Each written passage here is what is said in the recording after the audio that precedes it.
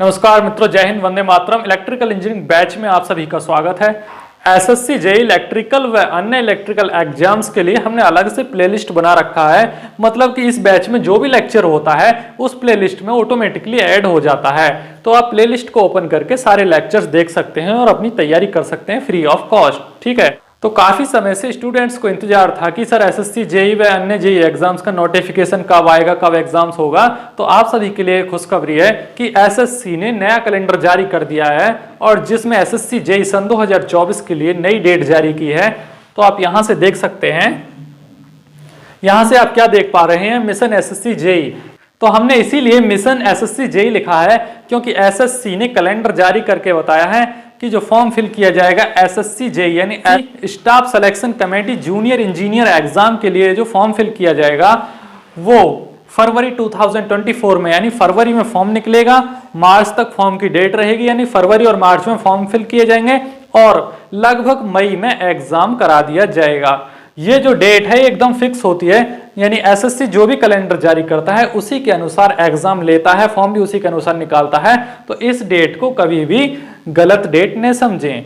मतलब अभी तक रिकॉर्ड रहा है, जब डेट दी है एसएससी ने तभी एग्जाम करा दिया है। लगभग 3 से 4 साल से रिकॉर्ड रहा है एसएससी का। तो आप अपनी तैयारी करते रहें और जिन स्टूडेंट्स ने अपनी तैयारी अच्छे से कर रखी है उनके लिए शुभकामनाएं, और जिन्होंने अभी पास आउट किया है, डिप्लोमा पास आउट या बीटेक पास आउट, तो वो अपनी तैयारी स्टार्ट कर सकते हैं आज से ही। लगभग 4 से 5 महीने तैयारी करने के बाद आपका एग्जाम हो जाएगा। आज से अगर तैयारी स्टार्ट करते हैं तो लगभग 160 से 170 डेज बाकी हैं एग्जाम होने में, यानी मई 2024 में एग्जाम होगा। अगर आप जनवरी से भी तैयारी स्टार्ट करते हैं तो आपको 5 महीने आराम से तैयारी करने के लिए मिलेगा। और अगर आज से ही कर देते हैं, नवंबर चल रहा है तो नवंबर भी मिलेगा, दिसंबर भी, और 5 महीने वो मिलेगा। मेरा एडवाइस सिर्फ इलेक्ट्रिकल इंजीनियरिंग स्टूडेंट्स के लिए ही नहीं, बाकी सभी इंजीनियर्स के लिए है, चाहे वो सिविल के हों, मैकेनिकल के हैं और चाहे जो भी एग्जाम के हों, इंजीनियर्स हैं। मेरा एडवाइस है मिशन एसएससी जेईई 2024 की तैयारी में अच्छे से जुड़ जाएं और मेहनत करके तैयारी करें। मैं ये नहीं कहता कि मेरे से तैयारी करो, जहां आपको बेस्ट लगे, जिस टीचर से आपको बेस्ट लगे, सेल्फ स्टडी भी कर सकते हैं, किसी टीचर का बैच लेके भी तैयारी कर सकते हैं, लेकिन सभी इंजीनियर्स को तैयारी करना चाहिए। भाई जब तैयारी करेंगे, अच्छे से स्टडी करेंगे, तभी तो एग्जाम निकलेगा। चाहे जिस टीचर का आपको बेस्ट लगे वहां से तैयारी करें। मेरा काम है आपको पढ़ाना, आपका काम है पढ़ना। ठीक है, थैंक यू।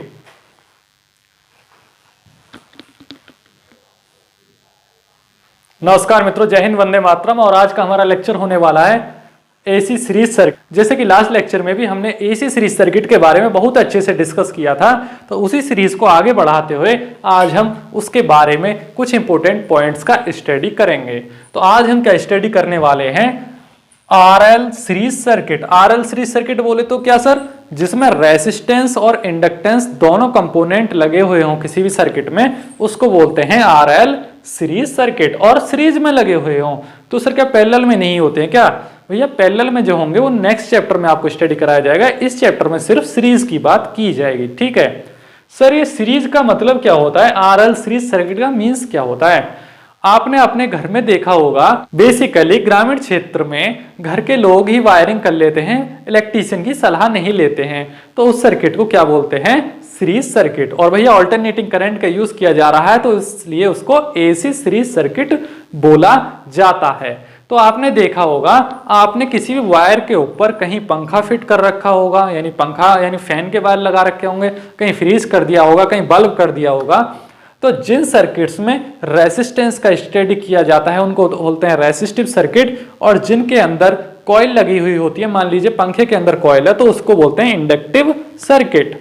तो भैया रेसिस्टेंस प्लस इंडक्टेंस का सम जिस सर्किट में हो तो उसको बोलते हैं आरएल सीरीज सर्किट। तो सर हमारे घर में आरएल सीरीज सर्किट होता है क्या? हमारे घर में होता है आरएलसी सीरीज सर्किट। क्यों होता है सर आरएलसी सीरीज सर्किट? क्योंकि भैया अगर रेसिस्टेंस की बात की जाए तो आपने बल्ब लगा रखा है, ठीक है।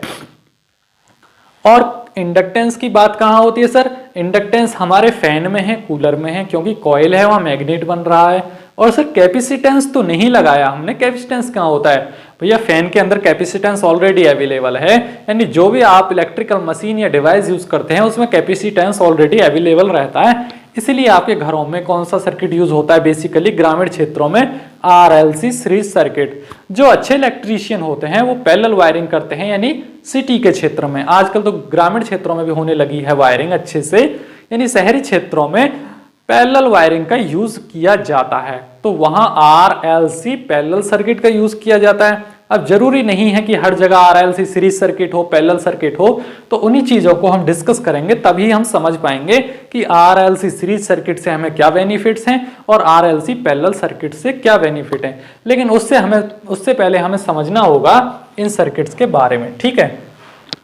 नेक्स्ट आता है आपका RC सीरीज सर्किट, यानी रेजिस्टेंस लगा होगा, कैपेसिटेंस लगा होगा और ऑल्टरनेटिंग करंट पे लगा होगा सर्किट, तो उसको बोलेंगे RC सीरीज सर्किट, और तीनों कंपोनेंट होंगे तो उसको बोलेंगे RLC series circuit. Electrical engineering यानी ऑल्टरनेटिंग करंट में 3 प्रकार के सर्किट्स का स्टडी किया जाता है। एक होते हैं RL सर्किट, दूसरे होते हैं RC सीरीज सर्किट और तीसरे होते हैं RLC सीरीज सर्किट। अब इन्हीं की 2 कॉपी है पैरेलल सर्किट, यानी कि सीरीज की बात होगी तो सीरीज में लगा देंगे इन्हीं सर्किट को, और पैरेलल की बात होगी तो पैरेलल में लगा देंगे इन्हीं सर्किट्स को। तो यहां से आप नोट डाउन करिए और नेक्स्ट पॉइंट आगे चलते हैं। लेकिन इससे पहले मैं आपको एक इंपॉर्टेंट पॉइंट और बताना चाहूंगा। वो क्या होगा, मैं आपको एक बहुत ही इंपॉर्टेंट पॉइंट बता देता हूं जो कि बताया नहीं जाता है आपकी क्लासेस में, कॉलेजों में, कि जब भी बल्ब हो या कोई हीटर हो या इमिशन रॉड हो, पानी गर्म करने वाली रॉड, तो उनका हमेशा रेजिस्टेंस लिया जाता है, यानी रेजिस्टेंस की फॉर्म में लिखा जाता है उनको। और जहां भैया मैग्नेट बनती है, मैग्नेट बोले तो पंखा के अंदर चुंबक बनती है, जब वो घूम पाता है, यानी वहां सीधे सीधे इंडक्टर का यूज होता है, इसलिए उनका L लिखा जाता है। L बोले तो इंडक्टेंस।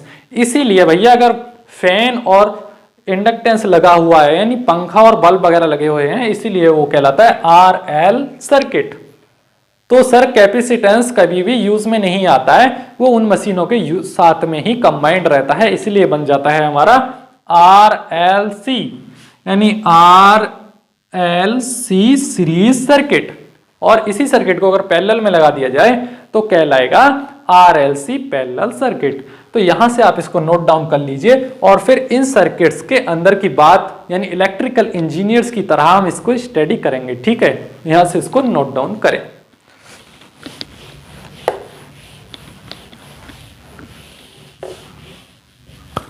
यहां से एक और इंपॉर्टेंट बता देते हैं ताकि आप आगे जाके कंफ्यूज ना हो, आपको चैप्टर स्टार्ट होने से पहले ही उसका बेसिक पता चल जाए। यहां क्या पॉइंट है, when we study about series circuit, यानी जब भी हम सीरीज सर्किट की बात करते हैं तो क्या करते हैं, रेफरेंस किसको लेते हैं, रेफरेंस फेजर किसको लिया जाता है, करंट को लिया जाता है। तो अब आपका क्वेश्चन होगा सर वाई, इसको ही रेफरेंस फेजर क्यों लेते हैं, करंट को रेफरेंस फेजर क्यों लेते हैं सीरीज के अंदर। क्योंकि भैया आपने जब सीरीज पैरेलल सर्किट पढ़े थे बेसिक इलेक्ट्रिकल के अंदर, यानी कि छोटी छोटी बातों को जाना था स्टार्टिंग में ही, सबसे पहला चैप्टर यही था, तो क्या बताया था आपको, जब भी सीरीज सर्किट की बात होती है तो क्या होता है, करंट कांस्टेंट रहता है, यानी कॉमन रहता है उस सर्किट में, और वोल्टेज डिवाइड होता रहता है, ठीक। तो इसीलिए सीरीज सर्किट में करंट को क्या लिया जाता है, रेफरेंस। और जब हम पैरेलल सर्किट की बात करते थे तो हमने आपको बताया था कि ब्रांचेस में करंट डिवाइड हो जाता है I1 I2 और वोल्टेज कांस्टेंट रहता है। तो पैरेलल सर्किट में वोल्टेज को रेफरेंस लिया जाता है क्योंकि वहां पैरेलल में वोल्टेज कांस्टेंट रहता है और सीरीज में करंट कांस्टेंट रहता है, इसीलिए सीरीज सर्किट में करंट को रेफरेंस लेते हैं। इसको भी नोट डाउन कर लेना, ये आपको बेसिक इलेक्ट्रिकल में भी बेनिफिटेबल है। बेसिक इलेक्ट्रिकल के अंदर डीसी सर्किट्स में भी बेनिफिट देगा, एसी सर्किट्स में, मशीन्स में, पावर सिस्टम में, ट्रांसफार्मर सिस्टम में, हर जगह ये 2 लाइन आपको बेनिफिट देंगी। यानी ये 2 लाइन का महत्व इतना है कि ये बेसिक इलेक्ट्रिकल हो, चाहे इलेक्ट्रिकल का कोई भी एग्जाम हो, चाहे कोई भी बुक हो, वहां यूज होती ही होती है, ठीक है। इनको नोट डाउन कर लें।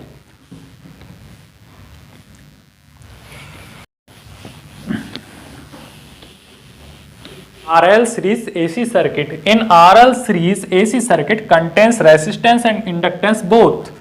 जैसे कि हमने आपको बताया जब भी RL सीरीज AC सर्किट की बात की जाएगी तो उसमें रेसिस्टेंस और इंडक्टेंस दोनों ही होंगे।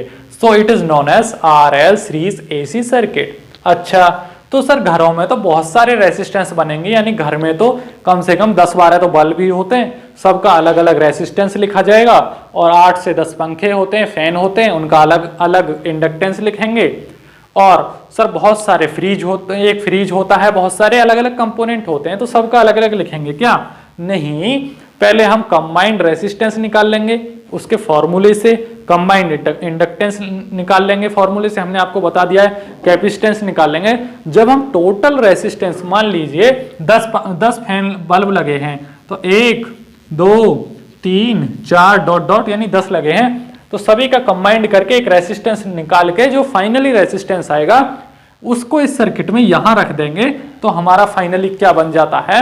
RL सीरीज AC सर्किट, यानी इंडक्टेंस को और कैपेसिटेंस को और रेसिस्टेंस को ऐड कर करके तब रखा जाता है इस सर्किट्स में। ठीक है, कहने का मतलब तो ये ही है कि सर्किट्स को शॉर्टकट तरीके से सॉल्व किया जाता है। रखने को तो हम सारे के सारे रख सकते हैं, यानी 10 बल्ब लगा दें सीरीज में, फिर 10 इंडक्टेंस लगा दें, लगा तो कैसे भी सकते हैं, सॉल्व भी कैसे भी कर सकते हैं, लेकिन चीजों को इजी करके लिखा जाता है। ठीक है, ताकि कैलकुलेशन आसानी से हो पाए। ठीक है, तो यहां से इस फिगर का मतलब क्या है? फिगर का मीनिंग है एक रेसिस्टेंस लगा है और एक इंडक्टेंस लगा है। कहने का मतलब एक रेसिस्टेंस लगा है और उसी के सीरीज में एक इंडक्टर लगा है।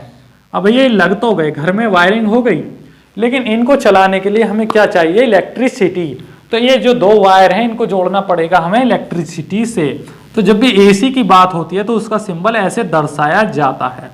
ठीक है ना, ऑल्टरनेटिंग करंट का सिंबल ऐसे दर्शाया जाता है। हमने आपको एक सिंबल और बताया था इस तरीके से, ये एक छोटी लाइन एक बड़ी लाइन इस तरीके से।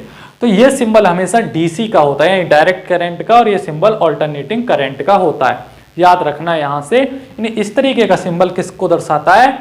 डायरेक्ट करंट को, और ये सिंबल दर्शाता है हमेशा ऑल्टरनेटिंग करंट को। वोल्टेज AC यानी कि ऑल्टरनेटिंग वोल्टेज है, ये अल्टरनेटिंग वोल्टेज है। ठीक है, तो यहां से जब वोल्टेज चलेगा, ये वोल्टेज यहां से चलेगा तो यहां जाके किस में टकराएगा? रेसिस्टेंस में। तो रेसिस्टेंस इस वोल्टेज की वजह से जो करंट पैदा हुआ है, यानी यहां क्या जाएगा? वोल्टेज तो यहां है, वोल्टेज की वजह से करंट पैदा होता है किसी भी सर्किट में। तो जब करंट फ्लो करेगा इस सर्किट में तो रेसिस्टेंस उसको रोकने की कोशिश करेगा, तो उस रोकने के कारण ही क्या आ जाता है? वोल्टेज ड्रॉप, वोल्टेज में गिरावट। तो जब रेसिस्टेंस से वोल्टेज टकराएगा तो यहां जो वोल्टेज ड्रॉप होगा उसको लिख देंगे VR। तो VR क्या होता है? हमेशा वोल्टेज ड्रॉप अक्रॉस रेसिस्टर। याद रखना, वोल्टेज ड्रॉप अक्रॉस रेसिस्टर, वो मैं आपको लिखूंगा भी। फिर यहां से निकल गया, कुछ समय बिताने के बाद आगे चला गया, यानी जैसे आप रोड पर जा रहे होते हैं हाईवे पे, नेशनल हाईवे पे, तो वहां टोल टैक्स मिलता है, आपको वहां पर्ची कटानी होती है और टोल टैक्स देके आप निकल जाते हैं। वैसे ही करंट को भी यहां क्या चुकाना पड़ता है? Toll tax. टोल टैक्स चुका के वो आगे निकल जाता है। अब भैया रेसिस्टेंस नाम के टोल टैक्स से निकल गया तो आगे मिलेंगे कौन? इंडक्टर भाई साहब, यानी जो कॉइल लगी हुई है आगे पंखा वाली, वो मिलेंगे। वो बोलेंगे कि करंट में तुझको स्टोर कर लूंगा, लेकिन कुछ समय के लिए रिटेन कर लूंगा, छिपा लूंगा, और कुछ सेकंडों बाद छोड़ दूंगा, रिलीज भी कर दूंगा, खाऊंगा नहीं तुझको, रिलीज कर दूंगा। तो इसके अक्रॉस जो वोल्टेज में ड्रॉप आएगा उसको लिखेंगे VL, यानी कि इंडक्टर के अक्रॉस भी ड्रॉप आता है और रेसिस्टर के अक्रॉस और कैपेसिटर के अक्रॉस, सभी के अक्रॉस करंट में ड्रॉप आता है। तो उस ड्रॉप के कारण ही वोल्टेज में क्या आ जाता है? ड्रॉप। ड्रॉप का मतलब क्या होता है? रुकावट। रुकावट को ही क्या बोलते हैं? ड्रॉप। समझे बात? तो यहां से VR is the voltage drop across resistor और VL is the voltage drop across inductor. ये मैं आपको अभी लिखवा देता हूं यहां से। तो यहां से आप देखिए कि V क्या है? V जो लिखा है, V is the RMS value of voltage across circuit. आपके घरों में जो इलेक्ट्रिसिटी पहुंचती है 230 वोल्ट, वो क्या होती है? RMS value of single phase, यानी root mean square value of alternating current single phase. तो उसी को क्या लिख देते हैं? V, यानी कि 230 वोल्ट जो है RMS वैल्यू आपके घरों में सर्किट तक पहुंच पाती है। आपने देखा होगा आपके घरों में जो इलेक्ट्रिसिटी आती है बोलते हैं 220 या 230। आपके डिवाइसेस पे भी लिखा जाता है, यानी कि कहीं भी चार्जर वगैरह होता है उस पर लिखा रहता है साफ साफ कि 230 वोल्ट पे इसको यूज कर सकते हैं। 230 volt is the single phase value. ठीक है, I इज द इस वोल्टेज की वजह से जो सर्किट में करंट पैदा होगा उसको बोलते हैं करंट, और करंट की भी आरएमएस वैल्यू ही लिखी जाती है। ठीक, सर्किट में लिखा रहता है 0.5 एम्पेयर, तो वो क्या होता है, आरएमएस वैल्यू ऑफ करंट। ठीक है, कभी भी आप अपने मोबाइल के चार्जर पे देखना, उस पे लिखा होगा 230 वोल्टेज और नीचे लिखा होगा 0.5 एम्पेयर या 1.5 एम्पेयर, तो वो ही क्या होती है, आरएमएस वैल्यू ऑफ वोल्टेज और करंट। ठीक, उनकी वजह से ही, यानी रेसिस्टर जो होता है, रेसिस्टर के अक्रॉस जो वोल्टेज में ड्रॉप आता है उसको लिखते हैं वी आर। तो वी आर का मीनिंग क्या होता है, आई आर। आपने पढ़ा होगा, आपने पहले भी स्टडी किया है ओम्स लॉ। ओम्स लॉ क्या होता है, V equals to I R. तो यहां से क्या आता है, यानी वोल्टेज रेसिस्टर के अक्रॉस क्या होता है, करंट में रुकावट आती है और उसके कारण क्या हो जाता है, वोल्टेज ड्रॉप। तो उस वोल्टेज ड्रॉप को किस सिंबल से दर्शाया जाता है, वी आर, यानी छोटा सा आर नीचे लिख दिया जाता है। तो इसका मीनिंग क्या होता है, वी आर का मीनिंग आई आर। समझे बात, यानी रेसिस्टर इंटू करंट, रेसिस्टर के द्वारा करंट को रोका गया। ठीक है, वैसे ही इंडक्टर की बात आती है, तो इंडक्टर के अक्रॉस वोल्टेज ड्रॉप कितना आता है, वी एल, यानी छोटा सा एल नीचे लिख दिया जाता है वी के, यानी वोल्टेज में ड्रॉप आना इंडक्टर के द्वारा, इसका मीनिंग ये होता है। तो वी एल का मीनिंग क्या होता है, यहाँ आई एक्स एल। आई एक्स बोले तो current into inductive reactance. Sir ये इंडक्टिव रिएक्टेंस क्या है, पहली बार सुना है। जैसे कि भैया किसी भी सर्किट में रेसिस्टेंस होता है, समझे बात, जैसे कि भी किसी सर्किट में रेसिस्टेंस होता है, वैसे ही सर्किट में, इंडक्टिव सर्किट में रिएक्टेंस होता है। यानी कि ये जो रेसिस्टेंस है, ये इंडक्टिव रिएक्टेंस, यानी रिएक्टेंस और रेसिस्टेंस दोनों भाई भाई हैं, चचेरे भाई। कहने का मतलब ये है, अगर मैग्नेटिक सर्किट की बात होगी, मान लीजिए पंखे के अंदर के सर्किट की बात हो रही है, तो उसमें रिएक्टेंस पढ़ा जाता है, और नॉर्मली वायर की बात हो रही है, बल्ब की बात हो रही है, तो उसमें रेसिस्टेंस स्टडी किया जाता है। ठीक है, तो ये क्या है, ये भी एक रेसिस्टेंस की तरह ही है, इसलिए लिख जाता है इसको करंट इनटू इंडक्टिव रिएक्टेंस, आई एक्स एल, यानी एक्स के नीचे छोटा सा एल। फिलहाल के लिए आप इसे इतना ही स्टडी कर लीजिए जो मैंने लिखवाया है, तो आप इसको नोट डाउन करें और फिर हम आगे चलते हैं। ठीक है, आप यहां से इसको नोट डाउन करें और फिर इसी सीरीज में आगे स्टडी करेंगे। तो यहां से देखिए आप, एसी सीरीज सर्किट को पढ़ने के लिए हमें क्या क्या स्टडी करना होता है, क्या क्या समझना होता है। सबसे पहले हमें उसका फेजर बनाना होता है। यहां से आप देख लीजिए, आपके प्री में भी काम आएगा, यानी इससे बहुत सारे क्वेश्चंस पूछे जाते हैं और मेंस में ये सारा का सारा लिखने के लिए आता है।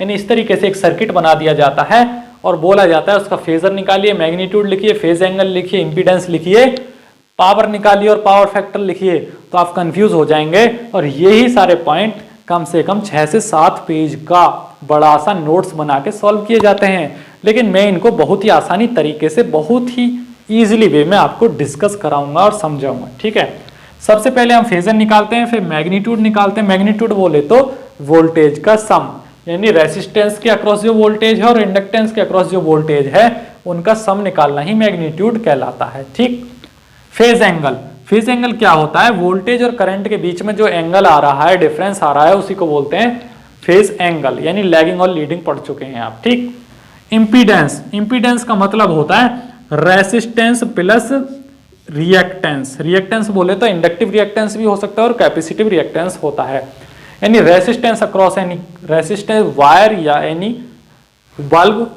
ठीक है, और inductance across any fan, any motor. ठीक है, यानी इंपीडेंस रेसिस्टेंस और रिएक्टेंस के सम को बोला जाता है, इतना आपको पता होना चाहिए।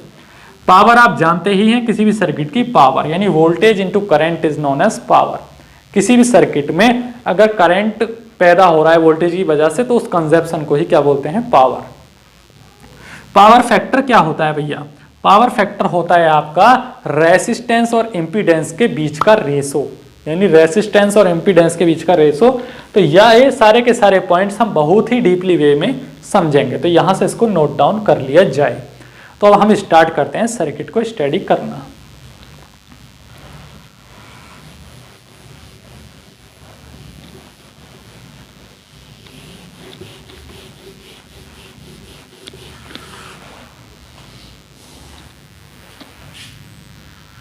पहला पॉइंट क्या है, फेजर लिखना।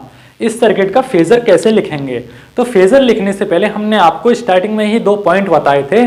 जब भी सीरीज सर्किट की बात करते हैं तो हम किसको रेफरेंस लेके चलते हैं, करंट को, और पैरेलल सर्किट में रेफरेंस किसको लिया जाता है, वोल्टेज को। तो यहां से जो रेफरेंस लाइन लिखी जाएगी वो करंट की लिखी जाएगी। सबसे पहले हमने आपको जब फेजर स्टडी कराया था आज से 2 लेक्चर पहले, तो उसमें हमने आपको बताया था कि हमेशा वोल्टेज को ही रेफरेंस लेके चलते हैं, वो सिर्फ सिखाने के लिए था। लेकिन रेफरेंस वोल्टेज भी हो सकता है, करंट भी हो सकता है, वो डिपेंड करता है सर्किट कैसा है। सीरीज सर्किट में हमेशा करंट को रेफरेंस लेंगे और पैरेलल सर्किट में हमेशा वोल्टेज को रेफरेंस लेंगे। तो सबसे पहले हम जो फेजर लिखेंगे वो किसके लिए लिखेंगे, रेसिस्टेंस के लिए। रेसिस्टेंस, भैया सर्किट में रेसिस्टेंस लगा है तो सबसे पहले रेसिस्टेंस के लिए लिखेंगे। तो आपको पता है रेसिस्टेंस के अंदर करंट और वोल्टेज के बीच कोई भी फेज डिफरेंस नहीं होता है, तो उनका फेजर हमने आपको लिखवाया था कि किसको सबसे पहले रेफरेंस लें। रेफरेंस ले लीजिए यहां से करंट को, यानी करंट की लाइन ये आ गई, करंट की लाइन, और वोल्टेज की लाइन भी इसी के ऊपर आ जाएगी, यानी इस तरीके से। यानी वोल्टेज और करंट का फेजर ये बन गया किसके लिए, रेसिस्टर के लिए। सर इंडक्टर के लिए भी लिख दीजिए। अगर हम इंडक्टर के लिए फेजर लिखते हैं, यानी इंडक्टेंस के लिए, इंडक्टेंस क्या है, ये लगा है, यानी जो कॉइल लगी हुई होती है ऐसी, इसके लिए फेजर कैसे लिखेंगे। तो इस कॉइल में अगर वोल्टेज और करंट दिया जाता है तो उनके बीच क्या आ जाता है, एक फेज डिफरेंस। फेज डिफरेंस आता है, आप जानते ही हैं कि इंडक्टर के अक्रॉस वोल्टेज लीड करता है और करंट लैग करता है। तो इसके अक्रॉस जो वोल्टेज होता है वो लीड करता है अकॉर्डिंग टू ट्रिक, और करंट क्या करता है, लैग करता है, लैग करता है सिविल ट्रिक के अनुसार। CIVIL is the trick. Trick के अनुसार इंडक्टर में वोल्टेज लीड करता है और करंट लैग करता है, ठीक है। तो उसी के अनुसार हमें क्या बनाना होगा, फेजर। तो फेजर बनाएंगे, लेकिन कौन सा सर्किट है, सीरीज सर्किट है। तो सीरीज में किसको रेफरेंस लेंगे, हम किसको लेंगे, वोल्टेज को लेंगे या करंट को। तो यहाँ करंट को रेफरेंस लिया जाता है, आप सभी अच्छे से जानते हैं। तो करंट को रेफरेंस लेंगे तो यहाँ रेफरेंस लाइन खींच लीजिए। Reference line is the for current, current के लिए रेफरेंस लाइन खिंच गई। अब करंट से वोल्टेज लीड कर रहा है या लैग कर रहा है, आप इतना बताइए। भैया करंट से जो वोल्टेज है वो लीड करता है, तो सीधे सीधे लीड की लाइन ऊपर होती है, तो यहाँ लाइन आ गई, यानी ये आ गई वोल्टेज की लाइन। तो ये जो रेफरेंस बन गया, ये रेफरेंस फेजर किसके लिए बन गया, ये फेजर बन गया किसका, किसका फेजर है, इंडक्टर का। और ये जो फेजर है ये किसका है, रेसिस्टर का। तो इनका कंबाइंड फेजर बनाना होगा हमें, यानी रेसिस्टेंस और इंडक्टेंस एक ही सर्किट में कंबाइंड हैं, तो एक ही फेजर में कैसे प्रदर्शित किया जाए। तो आप देख पा रहे होंगे, क्या देख पा रहे होंगे, ये किसकी लाइन है, करंट की लाइन, और करंट की लाइन पे ही वोल्टेज होता है रेसिस्टर के अक्रॉस। तो क्यों ना हम इसी लाइन पे वोल्टेज को भी दर्शा दें, तो बन गया ना। तो कैसे बनेगा कंबाइंड फेजर, तो यहां से इसको थोड़ा, अगर रेसिस्टेंस और इंडक्टेंस यानी आरएल के लिए कंबाइंड फेजर बनाया जाए, यानी आरएल रेसिस्टेंस प्लस इंडक्टेंस के लिए एक ही फेजर में प्रदर्शित करना है, तो कैसे करेंगे। सबसे पहले हम दर्शाएंगे रेसिस्टेंस का फेजर, यानी इस तरीके से, यानी रेसिस्टेंस का फेजर, यानी करंट और वोल्टेज एक ही लाइन पे हैं रेसिस्टेंस के लिए। अगर इंडक्टर के लिए बनाना है तो लाइन ऑलरेडी खींची हुई है नीचे वाली, रेफरेंस लाइन करंट के लिए सिर्फ वोल्टेज को दर्शाना होता है, V बन गया कंबाइंड फेजर। और यहां से इस तरीके से डॉट डॉट मिला दिया जाता है, ठीक है। आगे ना दोनों फेजर एक ही लाइन में प्रदर्शित कर दिए। तो ये जो लाइन है ये किसको दर्शा रही है, रेसिस्टर को, और ये लाइन किसको दर्शाती है, ये दर्शाती है इंडक्टर को। तो इसका लिख दिया जाता है IXL और इसका लिख दिया जाता है क्या, VR या VL। यहाँ ऐसे पॉइंट लिखे हुए मिलेंगे, कंफ्यूज नहीं होना है। कभी आपको VL लिखा मिलेगा, कहीं IXL में लिखा मिलेगा, कहीं L लिखा मिलेगा। तो इन तीनों का मतलब तो एक ही है, यानी वोल्टेज ड्रॉप अक्रॉस इंडक्टर, या इसको भी क्या लिखते हैं, इंडक्टिव रिएक्टेंस, या इसको लिखते हैं इंडक्टर, ठीक है। बेसिकली यहां से मैं एक ही पॉइंट लिख देता हूं, आप कंफ्यूज ना हो, ताकि क्या लिख देता हूं मैं यहाँ लिख देता हूं मैं यहां से VL is the voltage drop across inductor, और VR is the voltage drop across किसके अक्रॉस,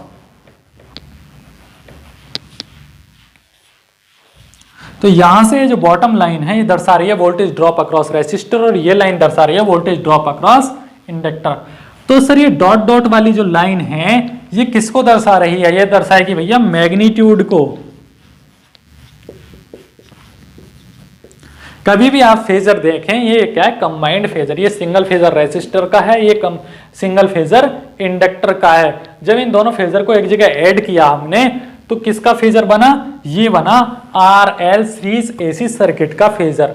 तो सर ये वाली लाइन तो इंडक्टर को दर्शाती है, ये वाली लाइन हमेशा रेसिस्टर को दर्शाती है, यानी ये वाली जो लाइन है हमेशा या तो इंडक्टर को दर्शाएगी या कैपेसिटर को दर्शाएगी, और ये वाली लाइन जो है हमेशा ये जो लाइन है आपकी हॉरिजॉन्टल लाइन हमेशा और हमेशा रेसिस्टर को दर्शाएगी कंबाइंड फेजर के अंदर, याद रखना, ठीक है। लेकिन ये जो लाइन है हाइपोटेन्यूस वाली लाइन, ये किसको दर्शाती है, ये दर्शाती है मैग्नीट्यूड को, यानी इन दोनों के वोल्टेज का जो सम आएगा निकल के उसको दर्शाती है। तो यहां से क्या निकालेंगे हम, magnitude of RL series AC circuit, ठीक है। तो यहां से इसको नोट डाउन कर लेना। ये तीनों फेजर यानी कि RL पहले रेसिस्टर का बनाएंगे फिर इंडक्टर का बनाएंगे, और इन दोनों का कंबाइंड फेजर ही क्या कहलाएगा, कंबाइंड फेजर ही क्या कहलाएगा, RL सीरीज सर्किट का फेजर, यानी RL सीरीज सर्किट का फेजर ये वाला होगा, यानी इस सर्किट के लिए फेजर ये होगा, इकलौते रेसिस्टर के लिए ये होगा और इंडक्टर के लिए ये होगा, ठीक है। तो यहां से आपको अच्छे से समझ में आ चुका होगा, तो यहां से इसको नोट डाउन करिए आप।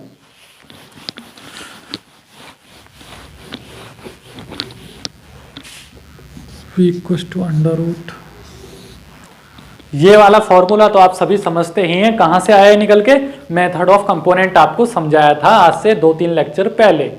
अगर किसी ने मेथड ऑफ कंपोनेंट को अच्छे से समझा होगा तो यहां से कोई भी मैग्नीट्यूड लिख पाएगा इस सर्किट का। अब हमें इस सर्किट के लिए मैग्नीट्यूड लिखना है, यानी सम करना है वोल्टेज का। तो कैसे करेंगे, सबसे पहले रेसिस्टर है तो VR का स्क्वायर लिख देंगे, फिर इंडक्टर है तो VL का स्क्वायर लिख देंगे, ठीक है। तो VR का मतलब क्या होता है, VR का मीनिंग होता है हमेशा, VR का मीनिंग आप पहले भी पढ़ चुके हैं, IR, और VL का मतलब क्या होता है, IXL।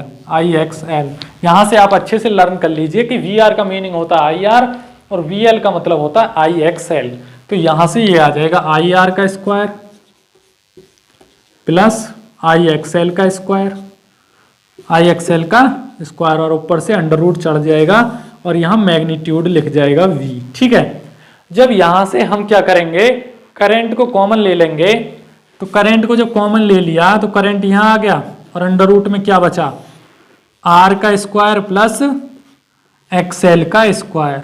अच्छा, तो सर ये हो गया V = I × √R² plus XL square. तो ये वाला जो एरिया है, यानी इतना जो एरिया है डॉटेड लाइन के अंदर, ये दर्शाता है किसको, इंपीडेंस को, यानी कि रेसिस्टेंस का और रिएक्टेंस का सम ही क्या कहलाता है। तो आप यहां से देखिए ये क्या है, रेसिस्टेंस। तो रेसिस्टेंस का अपना कुछ रेसिस्टेंस होता है तो उसको दर्शाया गया R से, ठीक है। ये है इंडक्टर, तो इंडक्टर का जो सिंबल है वो L है, और इंडक्टर का कुछ रेसिस्टेंस होता है इंडक्टर का भी, उसको दर्शाया जाता है XL से। तो XL को क्या बोला जाता है, इंडक्टिव रिएक्टेंस। तो इंडक्टर का जो अपना रेसिस्टेंस होता है उसको क्या बोला जाता है, इंडक्टिव रिएक्टेंस। याद रखना, इंडक्टर का जो अपना रेसिस्टेंस होता है उसको बोलते हैं इंडक्टिव रिएक्टेंस, और जिसका सिंबल होता है XL। और रेसिस्टेंस का जो अपना सिंबल होता है रेसिस्टेंस का, वो होता है R। तो रेसिस्टेंस का रेसिस्टेंस और इंडक्टर का रेसिस्टेंस दोनों का सम ही क्या कहलाता है, इंपीडेंस। तो it is the combination of resistance across any resistor plus resistance across any inductor. तो दोनों का कॉम्बिनेशन ही क्या कहलाता है, इंपीडेंस। तो सीधी सीधी भाषा में ये समझिए, किसी भी मैग्नेटिक सर्किट, मान लीजिए मैग्नेटिक सर्किट क्या, फैन है, मोटर है, जनरेटर है, तो इनके अक्रॉस जो वायरिंग हो रही है, मैग्नेटिक सर्किट कॉइल बनी हुई है, तो उनका जो सर्किट का रेसिस्टेंस है उसको बोलेंगे हम रिएक्टेंस, और नॉर्मल वायर या बल्ब का जो होगा उसको बोलेंगे रेसिस्टेंस। तो दोनों का सम ही क्या कहलाएगा, इंपीडेंस। तो यहां से हमें क्या पता चला, V = I × Z, यानी इतना जो एरिया है, यानी कि √R² प्लस XL का स्क्वायर, इसका मीनिंग क्या होता है, Z। इसका मीनिंग क्या होता है, Z is the impedance of any circuit.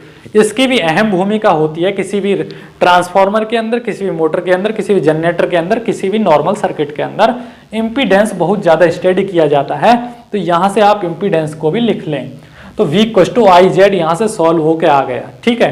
तो यहाँ से इसको नोट डाउन करें। आपको समझ में ना आया हो तब भी आप इसको कई बार सॉल्व करें, तब जाके आपको ये समझ में आ जाएगा। एक एक पॉइंट बहुत अच्छे से करा रहा हूं, ठीक है। Z is the impedance of any AC circuit.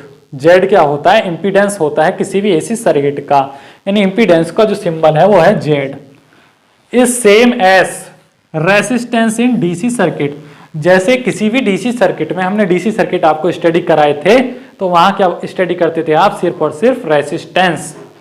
तो यहां उसी की जगह पे क्या होता है? इम्पीडेंस। तो सर यहां रेसिस्टेंस बोल दे तो क्या हो जाता? भैया यहां रेसिस्टेंस भी बोल सकते थे, लेकिन इसलिए नहीं बोला क्योंकि यहां रिएक्टेंस भी है। तो रेसिस्टेंस में रिएक्टेंस का सम होने के बाद बन जाता है इम्पीडेंस। तो सर तब भी रेसिस्टेंस बोल देते तो क्या हो जाता? चल जाता ना? नहीं, सॉल्यूशन करने के लिए थोड़ा प्रॉब्लम हो जाती, इसलिए हमने इसका नाम चेंज करके इम्पीडेंस रख दिया। हालांकि ये रेसिस्टेंस ही होता है, रियलिटी में ये भी रेसिस्टेंस ही होता है, सिर्फ और सिर्फ हमने नाम चेंज करा है। डीसी में इसको रेसिस्टेंस बोलते हैं और एसी में इसको ही इम्पीडेंस बोला जाता है, ठीक है। यानी रेसिस्टेंस प्लस इंडक्टिव रिएक्टेंस का सम ही क्या कहलाता है? Impedance combo of R and X L. सीधे सीधे आपको समझ में आ चुका होगा। तो यहां से इसको भी नोट डाउन कर लें और फिर हम आगे बढ़ते हैं।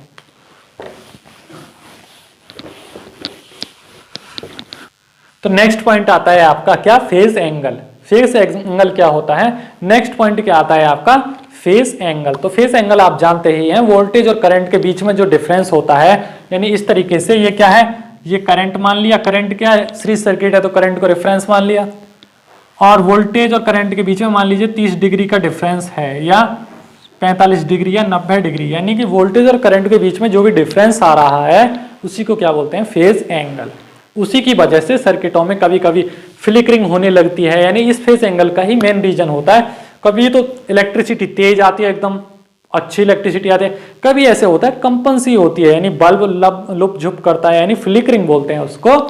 तो इसीलिए हो पाता है क्योंकि एंगल का डिफरेंस होता रहता है फ्रीक्वेंसी में, ठीक है।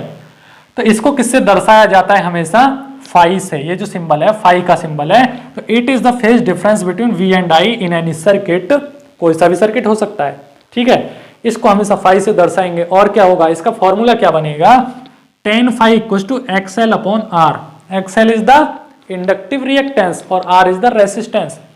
इस सर्किट में इंडक्टिव रिएक्टेंस इसका होगा क्योंकि इंडक्टर है, और रेसिस्टेंस इसका होगा क्योंकि ये रेसिस्टर है। इसके अक्रॉस का वोल्टेज और इसके अक्रॉस का वोल्टेज, दोनों के बीच में जो फेज डिफरेंस आएगा, अब क्यों आएगा उसका भी रीजन समझ लीजिए।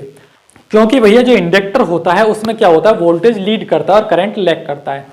तो वो बोलेगा कि मैं वोल्टेज को पहले लूंगा और करंट को कुछ समय बाद दूंगा, जबकि रेसिस्टेंस क्या कहता है? कि मैं तभी वोल्टेज लूंगा। क्या कहता है? ध्यान से समझिए। दो लड़के हैं, ये क्या है? दो लड़के हैं, इसका नाम है रेसिस्टर और इसका नाम है इंडक्टर। ये वाला बोल रहा है कि मेरे पास जो भी खाना आएगा मैं उसको खाऊंगा और तुरंत आगे बढ़ा दूंगा, ठीक है, रोकूंगा नहीं, खाऊंगा और आगे बढ़ा दूंगा। ये वाला बोलता है कि मेरे पास जो भी खाना आएगा मैं उसको खाऊंगा और कुछ समय के लिए रोक लूंगा या रिटेन कर लूंगा और तब उसको रिलीज करूंगा। तो भैया इन दोनों में तो लड़ाई होगी ना। ये बोल रहा है यार मैं तो तुरंत छोड़ दे रहा हूं और तू कुछ समय रोक रहा है, तो इन दोनों के बीच में क्या होगी? लड़ाई। तो उसी लड़ाई को लैगिंग और लीडिंग बोलते हैं। तो सर्किट में क्या हो जाएगा? फाइनली सर्किट में क्या होगा? क्योंकि ताकतवर तो यही वाला है ना, कॉइल तो ताकतवर होती है। तो सर्किट कैसा हो जाएगा? सर्किट में वोल्टेज लीड करने लगेगा और करंट लैग करने लगेगा। ये वाला तो ये सोचता है कि मैं सर्किट को यूनिटी पावर फैक्टर पे वर्क कराऊं, ना तो कोई लॉस करूं, ना ही कोई कुछ करूं, लैग करूं, ना लीड करूं। यूनिटी की बात करता है रेसिस्टर। जबकि इंडक्टर क्या बात करता है? किसकी? वोल्टेज के लीडिंग की बात करता है, यानी कि पहले मैं वोल्टेज लूंगा। इंडक्टर क्या कहता है? पहले वोल्टेज मुझे दो, मैं कुछ समय उसको टेस्ट करूंगा, रोकूंगा, उसके बाद कुछ समय बाद रिलीज कर दूंगा। तो इसीलिए इनमें फेज डिफरेंस आ जाता है। तो ये जो मैं आपको बताया है इसको नोट डाउन कर लेना अपनी लैंग्वेज में। यही मेन इंपॉर्टेंट रीजन है फेज डिफरेंस का, ठीक। तो यहां से फेज एंगल का जो फॉर्मूला आ जाता है tan phi = XL/R। इसको लर्न कर लेना, इसको लर्न कर लेना, ये बहुत ही इंपॉर्टेंट फॉर्मूला है। अगर आपको ये याद है तो आप कोई भी न्यूमेरिकल आसानी से सॉल्व कर पाएंगे, आगे जाके इसमें न्यूमेरिकल कराऊंगा मैं, ठीक है। तो tan phi = XL/R is the formula of phase angle in any AC circuit, AC series circuit, ठीक है। तो यहां से इसको आप नोट डाउन करें। अब नेक्स्ट क्या चलने वाला है आपका, यहां से नेक्स्ट आने वाला है क्या, पावर। क्योंकि हमने आपको फेजर करा दिया, इंपीडेंस अच्छे से समझा दिया, फेज एंगल करा दिया, नेक्स्ट है आपका पावर, ठीक है। तो पावर को यहां से स्टडी करेंगे।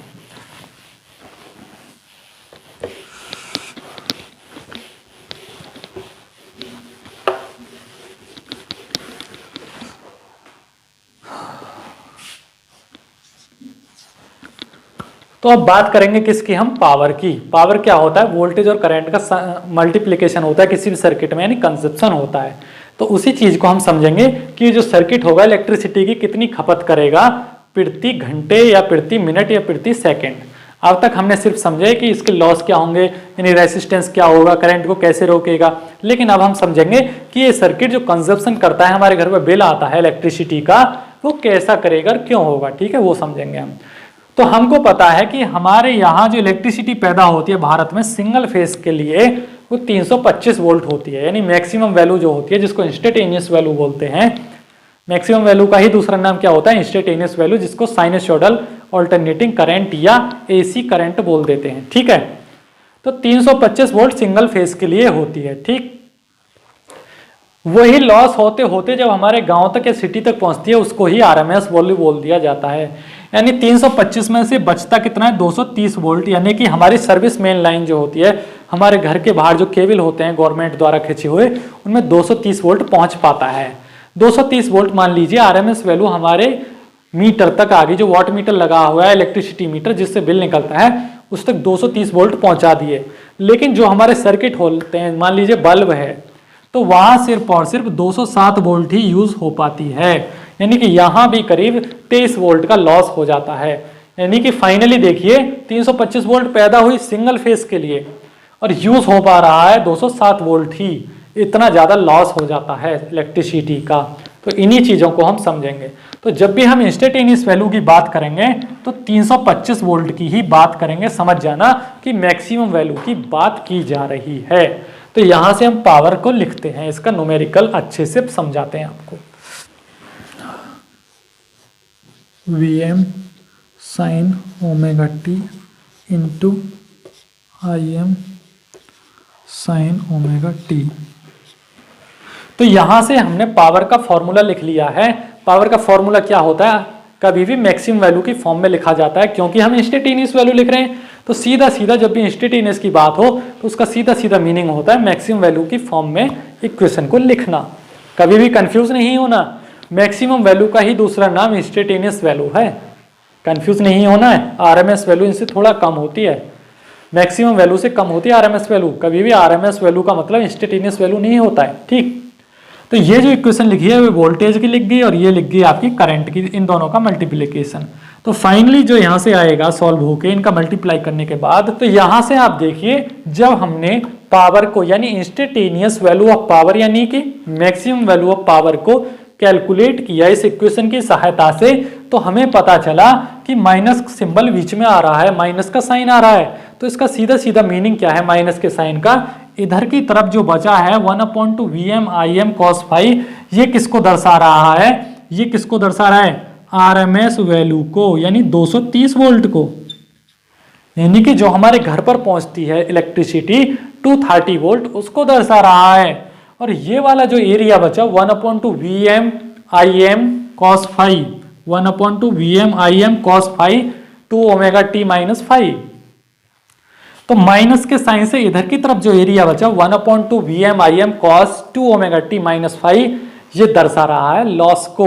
यानी 325 वोल्ट में से जितना लॉस हुआ, कितना हुआ आप कैलकुलेट कर लीजिए, उसको दर्शा रहा है। यानी ये जो एरिया है ये लॉस को दर्शा रहा है। तो इसको क्या बोलते हैं, पल्सेटिंग कंपोनेंट, इसको क्या बोलते हैं, यानी कि इधर का जो लॉस वाला एरिया है इसको बोलते हैं हम या तो रिएक्टिव पावर के नाम से जाना जाता है या पल्सेटिंग कंपोनेंट के नाम से जाना जाता है। ठीक है, यानी कि ये यूज में नहीं आ पाता है। पैदा तो दोनों ही होते हैं, टोटल 325 वोल्ट पैदा होता है पावर प्लांट पे जहां बिजली पैदा होती है, उसमें से जो लॉस हो जाता है वो यह दर्शा रहा है लॉस को, और जो घर तक पहुंच पाती है सर्विस मेन लाइन की सहायता से वो इतनी पहुंच पाती है 230 वोल्ट, यानी टोटल है 325 वोल्ट, 325 में से 230 वोल्ट पहुंच पाता है प्लस लॉस होता है। तो लॉस किसको दर्शा रहा है, इस वाली इक्वेशन को, और ये वाला एरिया दर्शा रहा है किसको, 230 वोल्ट को।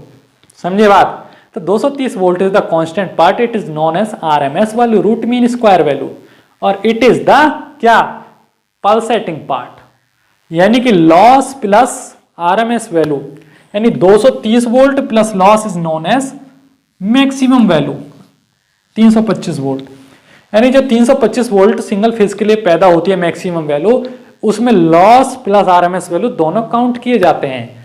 तो यहां से पावर को सॉल्व करने के बाद हमें इतना पता चला। ठीक है, तो यहां से इसको आप नोट डाउन करें, बहुत ही अच्छे तरीके से अपनी लैंग्वेज में आप लिख सकते हैं, और मैं इसको यहां से रफ कर देता हूं।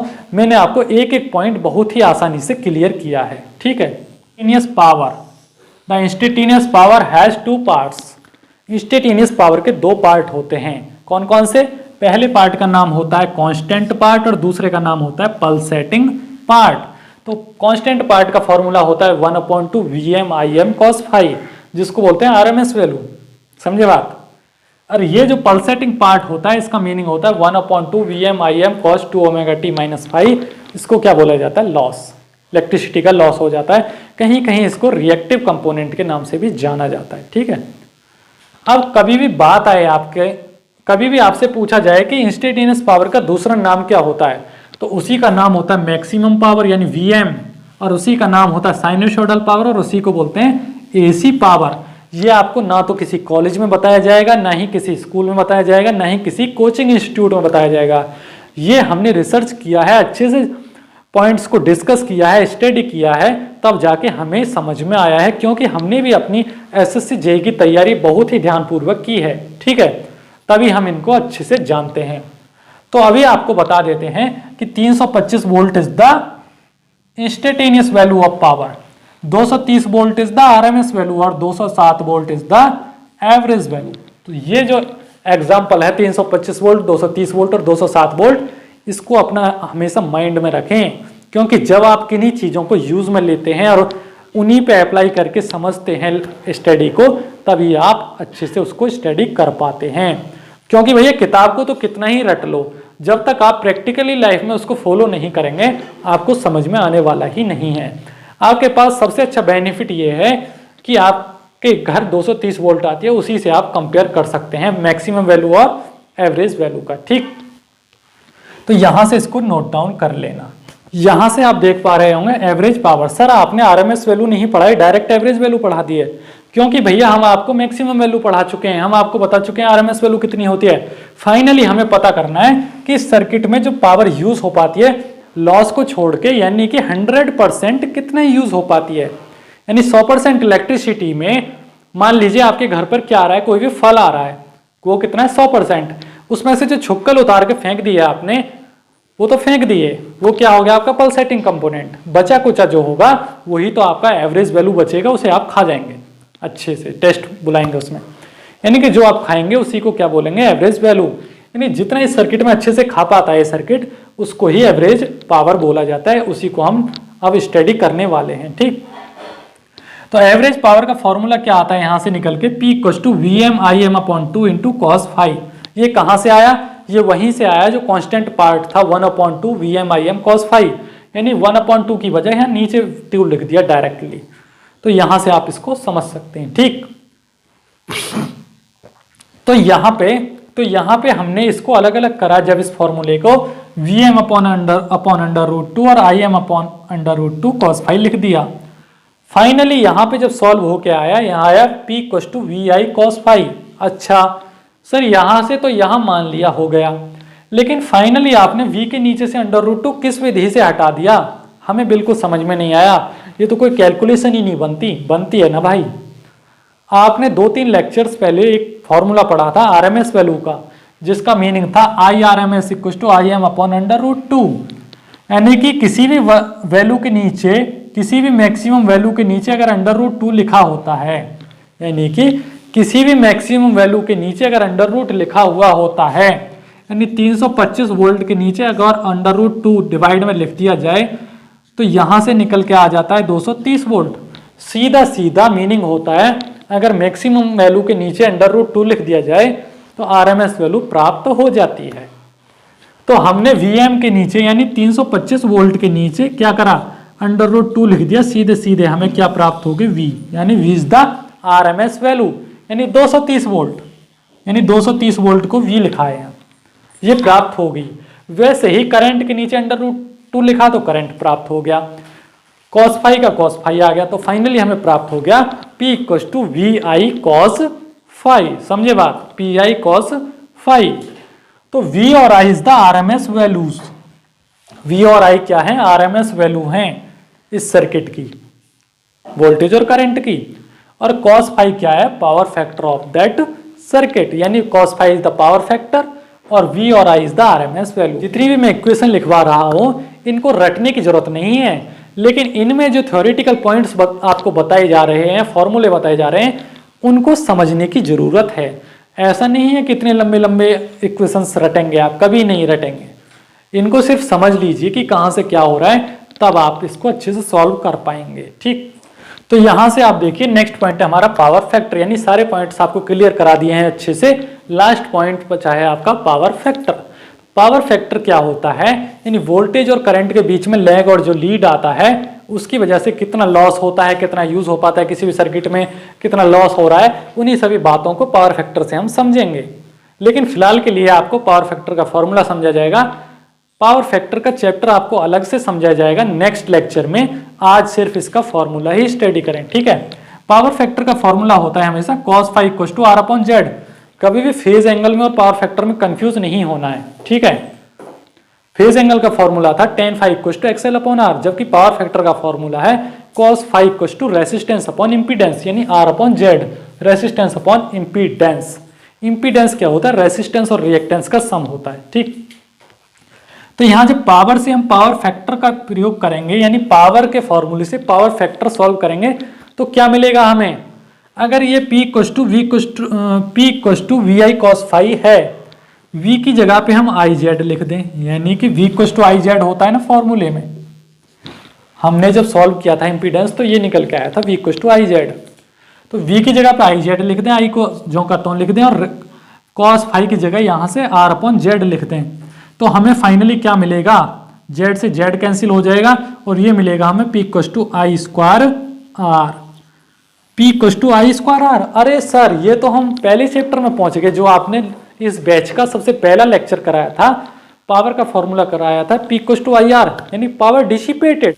तो सर ये तो पावर डिसिपेशन का फॉर्मूला है। आपने पावर के 3 फॉर्मूले पढ़ाए थे, कौन कौन से पढ़ाए थे, पावर डिलीवर्ड, पावर कंज्यूम और पावर डिसिपेशन।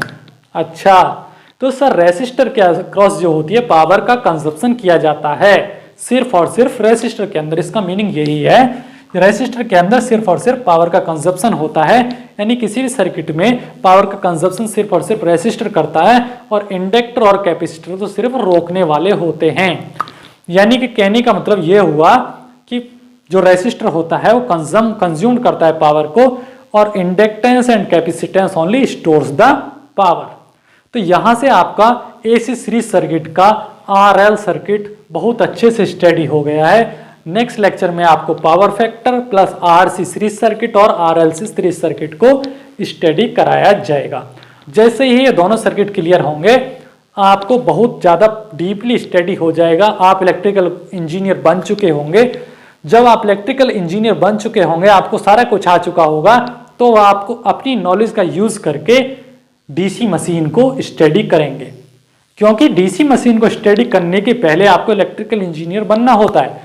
वो कैसे बने, सर्किट्स को अच्छे से स्टडी करें, छोटे छोटे पॉइंट्स को, बेसिक पॉइंट्स को समझें, तभी तो आप मशीन के अंदर की टेक्नोलॉजी को समझ पाएंगे।